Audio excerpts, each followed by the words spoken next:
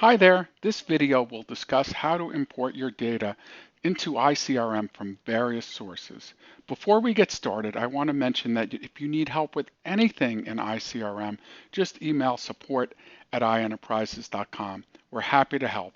Also, you might want to have a look at our other tutorials before watching this one. If you have QuickBooks or another accounting system, open the accounts in iCRM and do Tools Import to import the accounts first. Here's how the QuickBooks import works. After clicking, I'm given the Import Options screen. Here I have the option to skip duplicates or merge them. There's also a field mapping screen. Note that all the other import sources work very similarly. Most of the fields are already mapped for me, but I can manually map fields as well. And because every screen in iCRM is configurable, I can create custom fields on the fly and map them in order to import them. If you map a new keyword, you can actually have it add the keyword to the values for that field as part of the import as well. You can also import directly from other CRMs like Salesforce and Microsoft Dynamics, but you'll need to make sure that the Web Services API is available from them.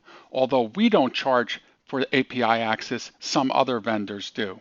If you don't have access to that API, then create a report in your CRM and export the report to CSV. Here I'm importing contacts from CSV. Make sure the first row has the field name, and also note that the email address and account name fields are required. So make sure you have names for accounts in your CSV imports. When you import the contact, it'll just create the account automatically if the account does not already exist, or it'll add it to an existing account.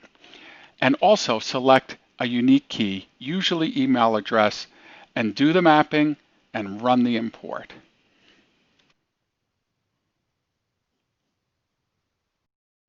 Once the contacts are done, you can navigate to other tabs like leads and import them as well.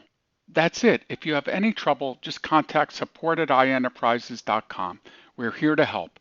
We'll often even import your data for you if you need assistance. Thank you.